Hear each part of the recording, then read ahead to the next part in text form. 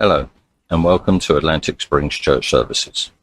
I'm your host, Pastor Stephen, and thank you so much for taking some time to join us today. This channel is dedicated to spreading the word and the teachings of our Lord and Saviour Jesus Christ.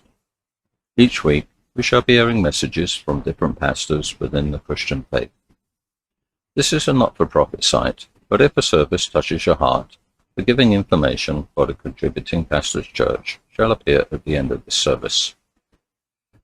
This week's message is given by Pastor Jordan Totenhofer of Sydney International Christian Church in Sydney, Australia, and is titled James, Jesus' Younger Brother, Unzealous to Zealous. Until next time, may God the Father go with you, may Jesus the Son walk with you, and the Holy Spirit guide you. Amen.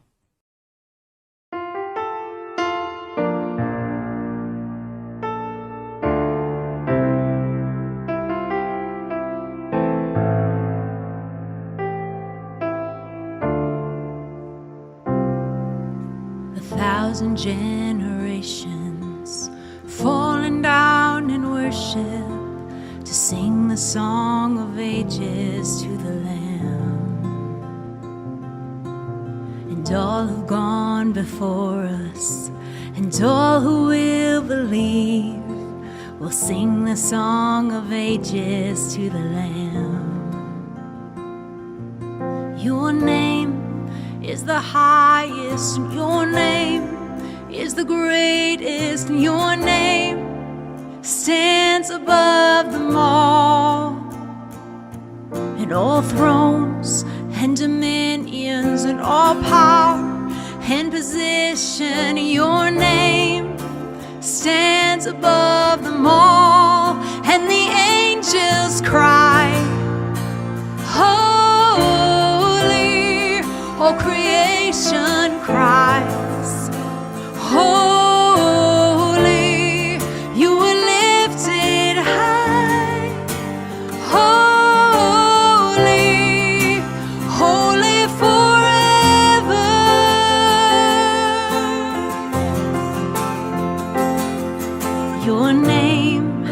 The highest, and your name, it's the greatest, and your name stands above them all. Yes, and all thrones and dominions and all power and positions, your name stands above them all. Your name is the name that is highest, the name that is greatest, the name stands above them all. And all thrones and dominions, all thrones and dominions, and all power and position, your name stands above them all. And the angels cry, yes, holy, all creation cries, holy, you are lifted high, holy, holy forever. We sing, you will always be holy, holy forever.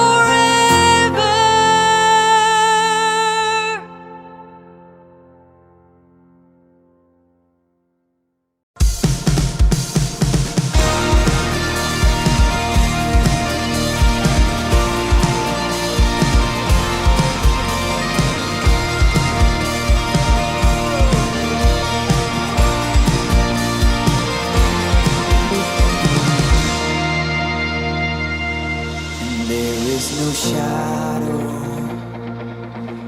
that has ever overcome your light, and there is no rival that could ever stand against your might. You've always been with us, yes. Every battle you've already won, you've already won.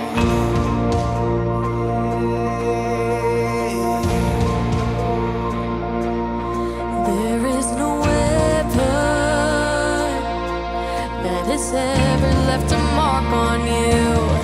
There is no army with the power to conquer truth. You've always been with us. Every battle you've already won. Yeah, we've already won. Show me one thing he can't do. Show me a mountain he can't move. He's the God of the breakthrough, and anything is possible. Show me one thing that's too hard. Show me waters he can't part. Yes, he's the God of the breakthrough, and anything is possible. It's possible. And there is a kingdom that's advancing at the speed of light. And in his kingdom, every dead thing is bound to rise. Oh God, our Redeemer, he is faithful to revive. Oh, he will revive. Hey. Show me one thing he can't do. Show me a mountain he can't move. He's the God of the breakthrough, and anything is possible. Show me one thing that's too hard. Show me waters he can't part. He's the God of the breakthrough, and anything is possible. It's possible.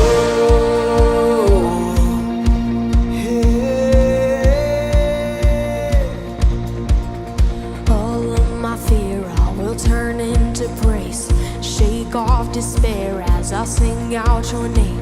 A victory dance, I will dance out in faith. I will crush disappointment and break every chain. Oh, all of my fear I will turn into praise. Shake off despair as I sing out your name. A victory dance, I will dance out in faith. I will crush disappointment and break every chain. And all of my fear I will turn into praise. Shake off despair as I sing out your name. A victory dance, I will dance out in faith. I will crush disappointment. Show me one thing he can't do. Show me a mountain he can't move. He's the God of the breakthrough, and anything is possible. Show me one thing that's too hard. Show me waters he can't part. He's the God of the breakthrough, and anything is possible. It's possible. Anything is possible. It's possible. It's possible.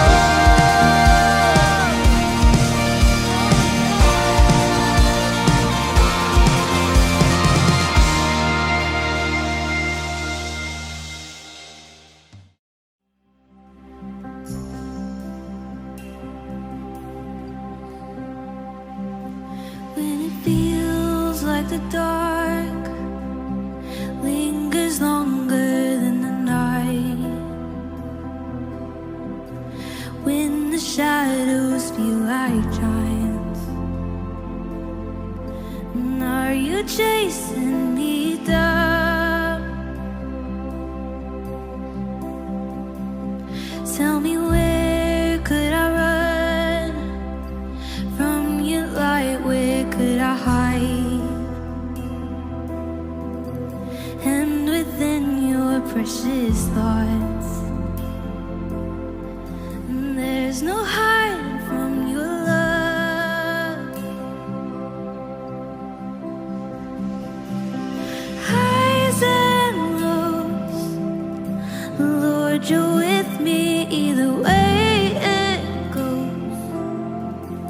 Should I rise or should I fall?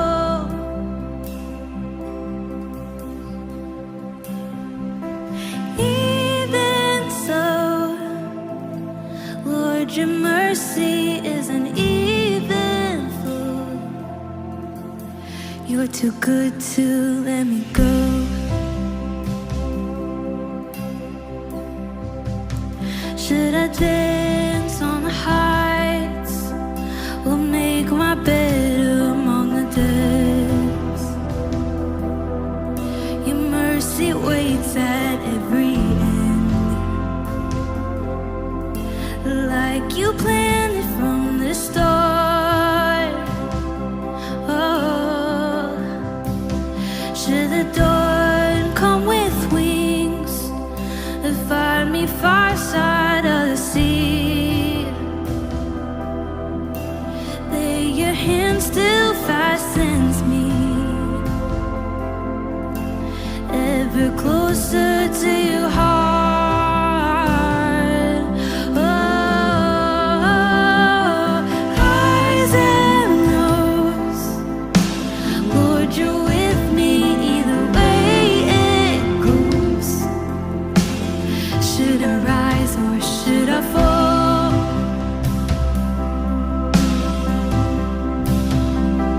Even so, Lord, your mercy isn't even full. Should I rise or should I fall? You are faithful through it all. You're too good to let me go. How wonderful, how wonderful.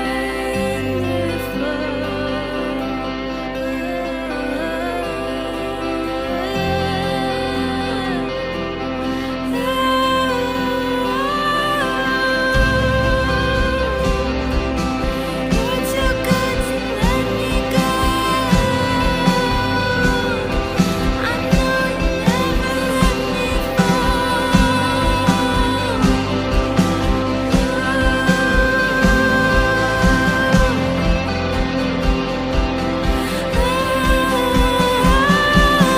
Highs and lows, you surround me either way it goes. Should I rise or should I fall? Lord, you're with me through it all.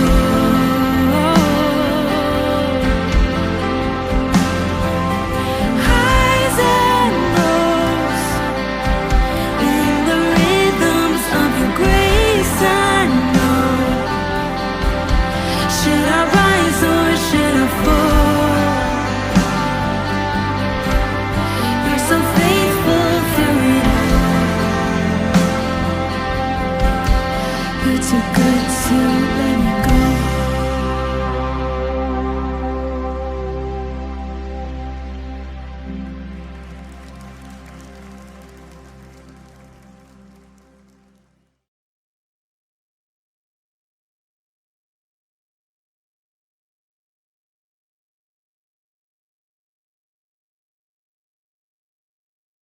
Good morning, family. Good morning. Welcome to the Sunday service. Thank you all for coming on out. It's a privilege to come and preach before you this morning.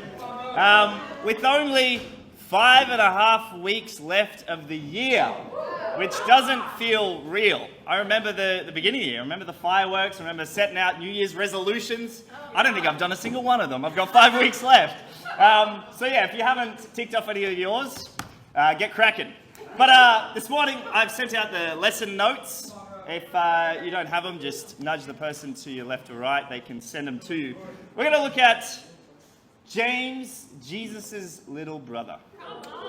And so, yes, we only have a few weeks left. But the question really is, what are you doing about it? Have you started your Christmas month of festivities that we talked about on Wednesday? You know, we handed out cards. We're like, we're going to have a massive plan for what we're going to do. We're going to go do a lot of fun. But have you planned to have fun this month? Or are you going to treat it like every other December? take the gas pedal off and slow down into Christmas, spend a week overeating. I'm mostly just talking about me, but if you do the same, then maybe that's the case, that, you get to January the 1st and you're like, I'm just full. I don't really want to start doing anything until 2 weeks into the year, maybe 3 weeks in. And so the decision starts now to have a good Christmas and a good January. It's not, a few days after all of the sin and all the things we like to do at Christmas. So this morning we're going to look at someone who took a little bit to catch on. He wasn't on board with the initial hype. He wasn't out there catching fish and then just became a fisher of man. He wasn't out there from the beginning, but eventually he caught on. And I don't even have to ask, am I talking about you or me? I'm definitely talking about me in this situation, and you might be able to relate. But this year we've been going through the character series in the Bible, looking at different characters and just what we can relate. Can we draw out, okay, I'm like that person, or I should definitely not be like that person. And so we're going to look at James, the younger brother of Jesus, the half-brother, since God is his father, who went from unzealous towards Jesus' mission to zealous. Often from the viewpoint of the pulpit or from your quiet times, even Bible studies, we look at Jesus' perspective, how he handled situations, how he was treated, how he would have done things. But today, I want to look at a new perspective. What was it like to be the brother of the very perfect man that walked this earth? What was it like to have him as an older sibling, as a role model, or get annoyed at him? How would he have felt just being completely human with a God for a brother?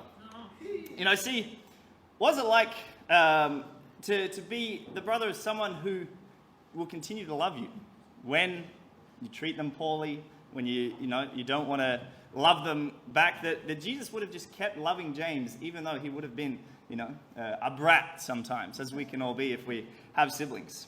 Someone who kept believing in James, even when he wouldn't soften his heart, he wouldn't, convert. Jesus ran his ministry for 3 years, but at no point throughout that time did James become a disciple. It wasn't until after he left, after he'd passed away and gone to heaven.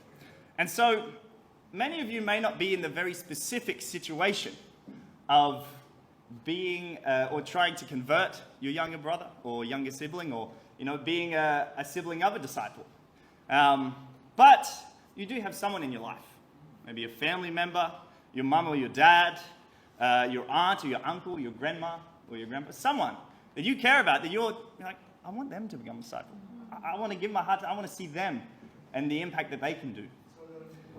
And so I was chatting to Hillary, our awesome sister from the East. She studies engineering, just like me. It's pretty cool. But I was asking her because just last year, just started this year, right? Started this year, her brother became a disciple. And I was just inspired by that because I look at the similarities that my sister, JT, she's now in Melbourne, serving there. She became a Christian first, and I had no interest. I didn't want anything to do with it. She became a Christian, and then eventually won me over, and I got into the Bible. But Hillary's gone and done the same thing and won over her brother with with just love and perseverance and not giving up and faithfulness. And so I was asking her about it, and her convictions led her brother to come out to church and to kind of understand it from his perspective, because we think of things from a Christian point of view. If my sibling just got it, why don't they just get it? Like, don't they see I'm trying to save them? I'm trying to love them into the... How do they not get it?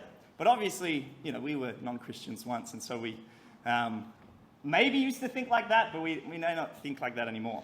And so, to see it from his perspective, Hillary went and asked him, hey, do you want to come out to church? And he said, yeah, I'll come. And Sunday comes, he doesn't show up. And so she goes the next Sunday and asks him next week, hey, do you want to come out to church? You didn't keep your word. And convicts him. And he's like, yeah, okay, I'll come. And then on Sunday, he's like, I don't know. I don't know if I want to come. Now, I might be putting an Australian spin on this. That's probably not how he speaks. But basically, he wasn't really interested. And Hillary just went and she prayed. And at the last minute, he changed his mind and came on out. And he said he had a stereotype of what a church looked like. And yet, when he came along, people were just incredibly welcoming and loving. and had this sacrificial love that he hadn't seen before. You know, he was expecting kind of the views of Christianity or what he'd seen on movies instead of actually seeing it for himself. And so when he saw the love, he was like, this is exactly where I want to be. These are friends that aren't going to treat me badly, because he was going through situations in his life at the time. And so he became a disciple, which is pretty awesome. And so we can see that as, you know, older siblings, as people that have friends or cousins or family members, whatever, we can have such an impact on their lives. But it does take a lot of perseverance, a lot of love to really win over their hearts. And so I can imagine James possibly had a stereotype of what he wanted Jesus to be. You know, Jesus was this older brother, and I want my older brother to be like the other older brothers in Israel at the time. You know, why doesn't he stick around the house more? Why is he out 30 with no job, hanging out with lowlifes and his friends going to weddings and drinking too much? Or so they say, all these kind of things. He would have, to his family's eyes, he would have looked like a bum. Like, fair enough. And for some of us, we might look like that in our family's eyes. They're like, why don't you want to go get a career? You want to go and, you know, live on crumbs for the rest of your life to help people that don't care about you? Like, yeah, family, as a family, we just kind of don't get it. We don't see it from Christ's point of view. So we're going to look at what was it like for James and his family to go from unzealous to the zealous. Point number one, James the unzealous. Here in Luke chapter 2, verse 41, it says, every year Jesus' parents went to Jerusalem for the festival of the Passover. When he was 12 years old, they went up to the festival according to the custom. After the festival was over, while his parents were returning home, the boy Jesus stayed behind in Jerusalem. But they were unaware of it. Thinking he was in their company, they traveled on for a day. Then they began looking for him among their relatives and friends. When they did not find him, they went back to Jerusalem to look for him. After 3 days, they found him in the temple courts, sitting among the teachers, listening to them and asking them questions. Everyone who heard him was amazed at his understanding and his answers. His parents saw him. When his parents saw him, they were astonished. His mother said to him, "Son, why have you treated us like this? Your father and I have been anxiously searching for you." "Why were you searching for me?" he asked. "Didn't you know I had to be in my father's house?" But they did not understand what he was saying to them. Then he went down to Nazareth with them, and he was obedient to them. But his mother treasured all these things in her heart. And Jesus grew in wisdom and stature and in favor with God and man. So Jesus would have been the perfect child if he was sinless. He was sinless always. And he was only disobedient to his parents when it meant glorifying God and putting God first. And then after it says he went and obeyed his parents after that. But can you imagine growing up with the perfect sibling? Life would just feel unfair. It already feels unfair, and you have, siblings that aren't perfect. But you would get in trouble all the time, and they wouldn't. Or your parents would treat them differently to you. Jesus was the firstborn, and so they have different privileges and rights. But also that they just never mess up, so they're not going to get mad at him. And they just probably look at you as a disappointment. Like, why can't you be more like Jesus, Jay? And you're like, oh, man, come on. I think this one is what would frustrate me, is you'd try to annoy them, get a reaction. I love that. And they wouldn't retaliate. They'd do nothing. They'd just sit there and take it. And you're like, what is this whole turn the other cheek business? Come on, Jesus, give me something. Because that was one of my favorite things growing up, was just taunting my sisters. And, they react, and then Mum yells at them because they're reacting, and then I just sit and watch the chaos. And it was awesome. But James is more spiritual. He probably wouldn't have done that. But I think the issue between siblings, and this can come in all throughout life, not just siblings, in your workplace or, with just family in general, is, especially growing up, it all becomes about comparison. Them versus me. What they got versus what I got. And it ends up robbing people of deeper, genuine connections. Because they're focused on, what am I missing out on, instead of, look at what a blessing that person's receiving in their life. But look at the incredible things that are happening. Proverbs 14:30 says, "A tranquil heart gives life to the flesh, but envy makes the bones rot."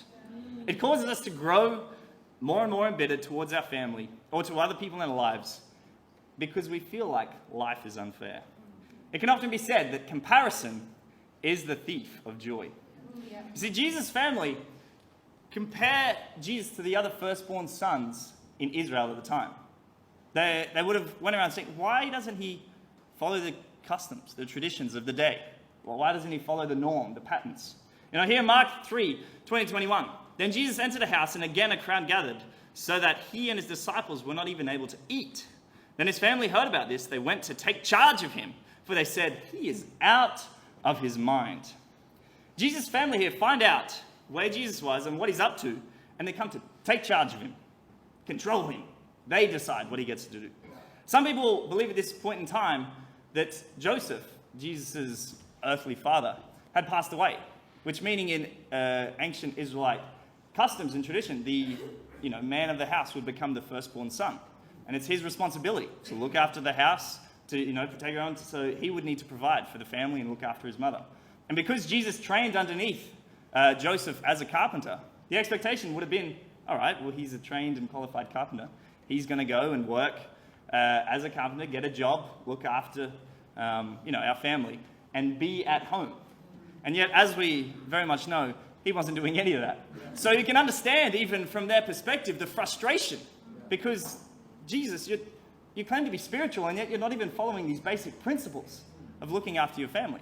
But it wasn't that he wasn't looking after his family. He just loved God more. And he knew that would be protected. And so, Jesus' family, you can see, they're not really on board or with the times. They're not with what Jesus was teaching. His brothers were unzealous towards his very own mission. John 7, verse 1-13 says, after this, Jesus went around in Galilee. He did not want to go about in Judea because the Jewish leaders there were looking for a way to kill him.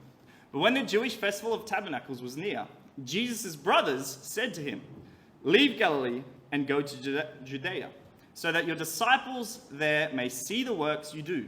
No one who wants to become a public figure acts in secret. Since you are doing these things, show yourself to the world. For even his own brothers did not believe him. And it goes there that eventually he does go to the festival, but not because they told him, because that was his decision, and he had things to do. But Jesus' brothers here, having seen various public figures in their life, people will probably step up and, start movements or try and teach people new things. That you don't do this in public. You don't do this in these back towns, these country little villages. You go to the city. You go to the main place where things are happening, and you preach in front of everyone. And so they just didn't believe what Jesus was doing because they didn't understand, where he was coming from. And so they clearly didn't believe in him, as they even said, since you're doing all these things, show yourself to the world, taunting him even. But clearly, the more spiritual brother Jesus understood all these things. As he says, Mark 6:4, Jesus often said to them, a prophet is not without honor, except in his own town, among his relatives, and in his own home.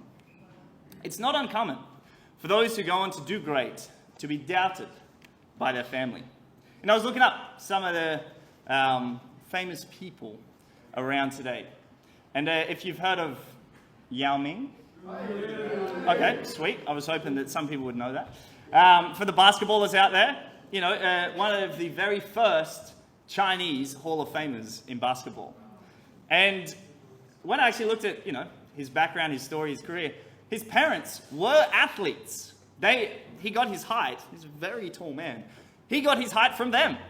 And yet they told him, don't pursue athletics. Don't go into, don't go into NBA. Don't go into basketball because you'll make no money in it. We're athletes and we don't really make any money. We had to go and get real jobs. And that's really what they said to him. That's how they treated him. And yet, he stands here today as one of the greats in basketball. And so even then, his parents doubted that he could go on to achieve something great. Or Zhang Zi. I don't know if you've heard of that one. Known for her roles in Rush Hour, The Grandmaster, Crouching Tiger. Films you may have seen if you grew up in China. She was... I'll be honest, I haven't heard of most of these films. But she was met by disapproval from her parents, speaking, they disapproved of her life, what she was doing, and especially who she was going to marry. And I feel like that is a very common theme throughout society today. Or, I'll throw one in there for my Canadian brothers out there. Simu Liu, the Canadian actor known for his role in Shang-Chi. You would have seen him, he had the little rings on and stuff. Once he started to pursue his career, his parents just stopped speaking to him. They're like, you didn't do what we wanted you to do, so you're done. And so often in the world, we can, have these ambitions, these dreams, and yet our family or our parents or whatever it is, be met by disapproval. They don't agree with what we're doing. They don't agree with what you want to achieve. But that's because they don't see all the hard work you're willing to put in, all the passion behind it. They don't have the same heart as you. And so James, being Jesus' brother, didn't have the exact same heart. He might have had the same family, but not the same heart. It took a while for him to develop that and grow. So really, James was unzealous. He wasn't zealous for the same mission as his brother. He didn't have the same goals in mind, the same focus. But, enough about James. Where are you at today? What areas of your life are you unzealous in? Have you filled out your Christmas card? On Wednesday, if you weren't there, we had a great lesson about let's go into this Christmas season with, focused fun of, festivities. And I can't think of any more words related to that, but you get the point. And so, we went in and had a little fun, and we wrote out a schedule for the next 5.5, 6 weeks, and we wrote in a bunch of things we're going to do. But I think what this has really revealed is there might be a few Grinches in the audience. Some people that haven't even gone and filled this out, haven't even gone and found one friend they want to bring along. So if that is you, I have a few Grinch cards if you'd like to afterwards. I'll just leave them up here. If you haven't filled it out, and if you want to be a Grinch for Christmas, that's fine. I'll leave these here for you. That's up to you. Hey, I don't make the decisions for you. But yeah, you look at this month of fun. It can go two ways. Have you had fun this week? Put up your hand if you had fun this week. Awesome. My concern is not everyone put up their hands. Why not? Why have not some people had fun this week? On Thursday, we went out and we're like, all right, let's kick off, do something fun. So instead of sharing in Macquarie, we came down to Town Hall because there's trees and lights and baubles and, I don't know, stuff. So we thought, let's go and check out the Christmas scene that's in Town Hall because it's happening. And me and Finn, we went out and we went into QVB. Yeah. And we're walking around, we hear this music. I'm like, oh, that sounds nice. So we walk closer and we find this guy playing the piano. And I didn't know if it was like someone was paid to be there and just play piano for 8 hours a day or if it was just a random. And so we just sit there and listen. And then, we're bantering a bit with him and he's playing these songs. And then he gets up and it turns out it's a free piano. Anyone could just sit down. And so I was like, I want to evangelize this guy because, maybe we can get a pianist on stage if we get this guy. It was pretty good. And so then we invited him. His name was Aaron. And, he lives Central Coast and stuff. But it was cool. And then someone else was watching him play. And once he got up, he sat down and played some incredible music as well. So me and Finn looked at each other like, we don't even have to do anything. We'll just sit here, and every time people sit down, we'll just evangelize them afterwards. It was like a little machine. And so that guy played, and then he stood up, and so Finn spoke to him. And there was people standing around, so like, I don't even have to go anywhere. I'll just speak to them as well. And so we managed to just make a bunch of friends by just sitting and enjoying music. Yeah. And it was just fun. It was all, I hadn't done that thing before, and now I have 3 new friends because of it. Come on now. And that's, just one tiny thing that you can go and do. But there's so much that we can go out there and do. Like some of the things we put down here. After church today, there's going to be Christmas markets at the Rocks. As a Bible talk, we're going to go down and just, eat our way around it. I don't know, we'll pray for some free food, or if not, we'll pray to find awesome friends that'll buy us free food. Who knows? But God's always working in a disciple's life. But have you done something about this month of fun? Yeah. And I understand that it's difficult. It's not like all of you have the same free time to just, run around, do whatever you want, like some of us do. Not all of you are students with the freedom of that kind of schedule. You're probably pressed for time, kids, job, family, whatever. And so there's things you can do. If it's, all right, this week I went out and I met 3 people. Just, all right, try for 6. Give yourself a little encouragement. Yeah. All right, I did something, you know. Or if you feel like you're pressed for time, move your D times into like a shopping center. Go to a cafe that people are walking past, and then you just chat to the people next to you, you know. Reach out to there's things we can do to change things up and just have people come into our lives. If you're nervous to share, just ask people about their favorite part of Christmas. Everyone loves Christmas. Or you'll meet a Grinch and you'll be like, you need Jesus, you should come along. Or when you go shopping, you can even just ask the cashier, like, are you going to see your family? Often people at this time go away, see their families, and go away for Christmas. And so it's an opportunity for you to not only be like, oh yeah, no, I'm staying here because I have, pull out your little card or whatever and go and, inspire them to come along. And so, the challenge for you is just to do one thing Christmas related this week that lets you share about God. Just one thing. And then next week you can try for 2. And as you have more fun, you're like, this is a great idea to finish the year with power instead of a lack of. Point number 2, James the Zealous. Come on. So we see that throughout Jesus' early ministry life, throughout Jesus' time on earth, James wasn't really on board. But eventually, Jesus dies, resurrects, comes back to life, goes to heaven. I hope you know that part about it. And then we see throughout the later scriptures that not only did his family and his brother James start to, also they became Christians and follow the disciples and what they taught. But James goes on to lead the early church. He was one of the first leaders. Peter began the church, but actually James took over, which is, an insight that I hadn't really seen before I was a Christian, definitely.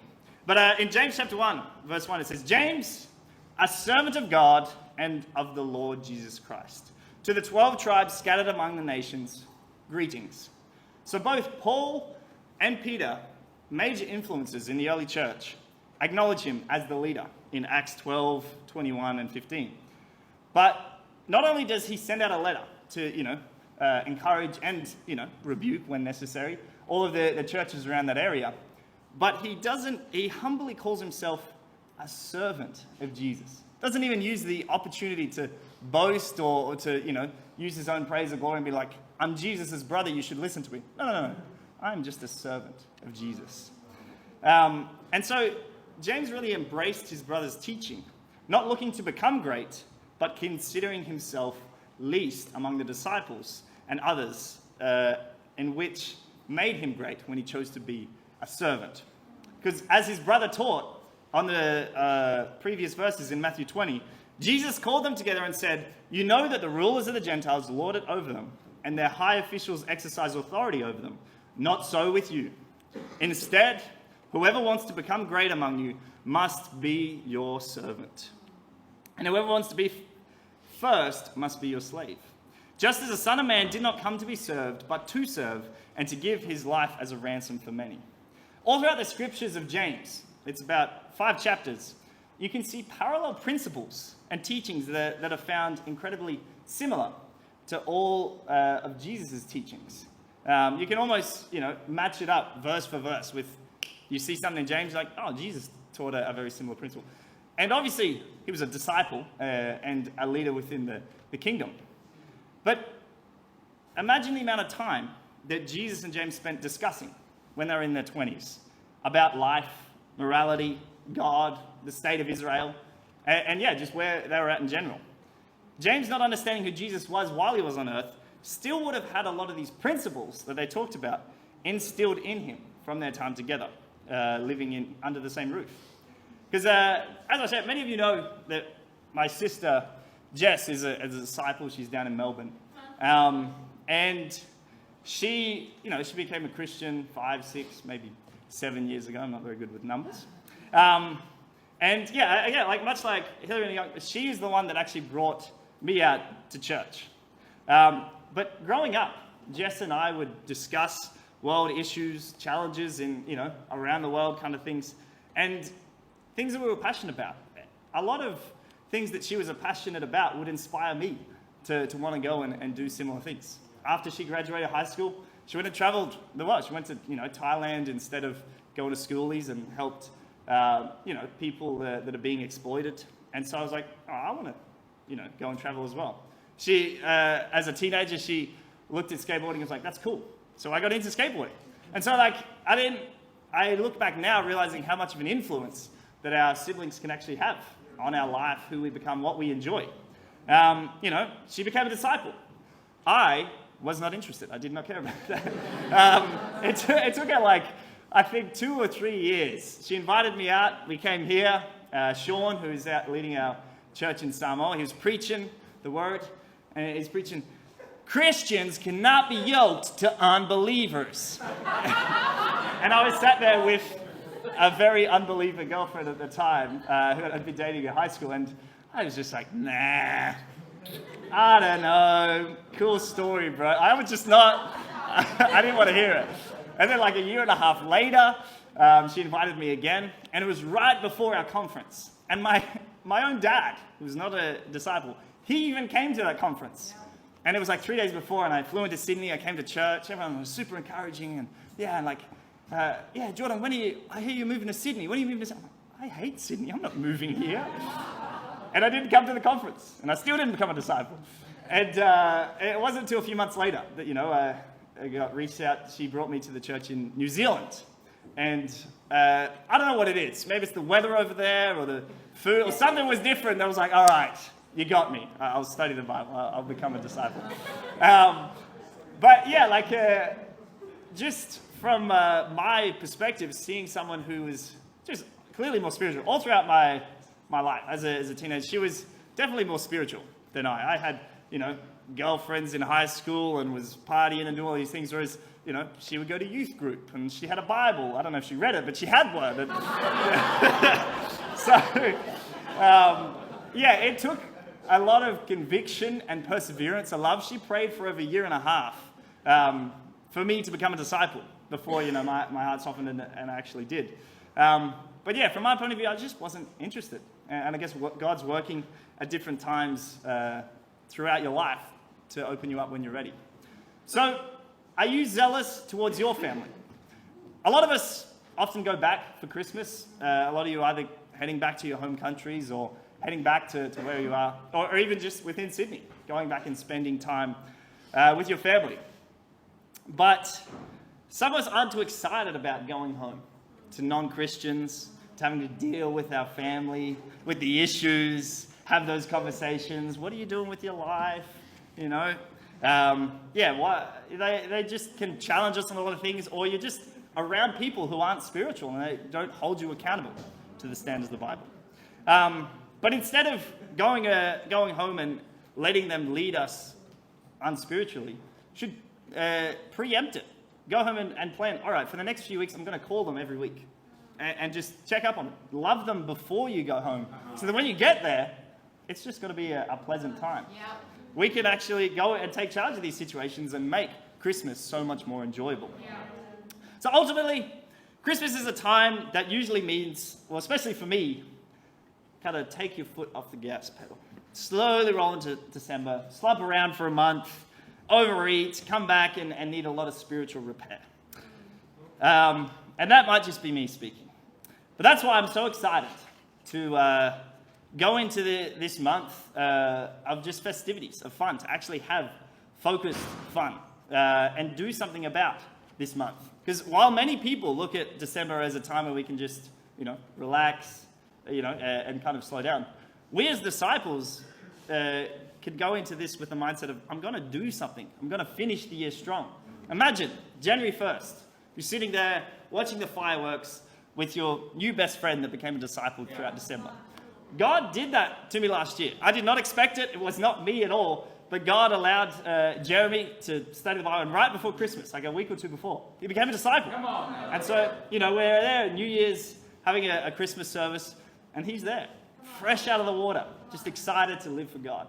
And now, obviously, we've seen him grow. And now Jono is up here, giving contribution talks, serving in incredible ways. So God can work in December. He's actually God of every month, not just the beginning of the year. But yeah, it's been awesome. Because, we put a bunch of lists on here to fill out and add names to it. People we meet, people we follow up with, people that were previously in our lives. And it was cool. While me and Finn went out, I met this guy, Ju, and he's from Korea. And as we're sitting there just chatting to him, he just had a really soft heart towards, like, how do you deal with, the prejudice of your friends, not wanting to support your lifestyle, or, they disagree with what you do. And so it's just a really encouraging conversation to chat to him about it and encourage him to, really put God first. And so we're just able to meet these awesome people. This has also been an opportunity to just get with our friend Tem, who Ben met, a few weeks ago. And just to see his heart. He's 19, still figuring out life, but he's like, I know I need to put God first. Yeah, I have my friends and we want to do stupid 19-year-old things, but I've got to put God first. As we were planning these events, I thought, why not we have a Christmas movie night once a week? Because who doesn't love Christmas movies? And who doesn't love getting sick of Christmas movies because you watch too many of them? Yeah. So we thought, let's do it early. Let's start Christmas movies in November so we can really get sick of them and get out of our system. But that allowed me to invite an old friend, Anthony. He wants to come along and, come check out a Christmas movie. So there's so many things we can do other than just invite people to church. Activities we can come to. Going to go see the Christmas lights this week. I think there's a lot of lights down at St. Mary's Cathedral. But people do put lights on the house. So I'm just going to invite a bunch of friends along. Really, what are you going to do for this month? As Colossians 4 verse 5 says, be wise in the way you act towards outsiders. Make the most of every opportunity. Are you going to let December pass you by, or are you going to do something about it? 2 Timothy chapter 4 verse 2 says, preach the word. Be prepared in season and out of season. See, James may have missed his chance to be a disciple while his brother was around. Missed all those incredible moments to, convert someone together. Those incredible moments of, rebuking the Pharisees together.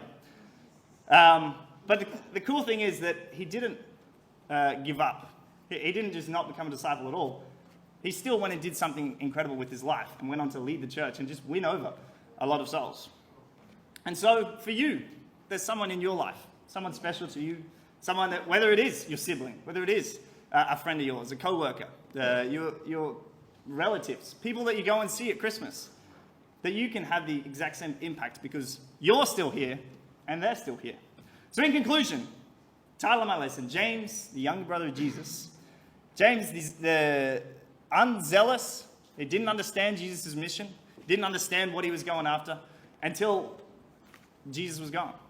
And so don't wait till it's too late, until Jesus, has left your life, the opportunity to become a disciple has left your life. But really get on board. Use this Christmas, use this next few months to go and do something incredible. So my challenge for you is, if you haven't, grab one of these. I have some other ones for the non-Grinches as well. Grab a card and plan out your month of fun. Go do something awesome this month. And if you have, then have an event this week. Whether it's a movie night, a Christmas fair, go out on Saturday night and see the lights. Do one thing Christmas related this week that lets you share about God. And to God be all the glory.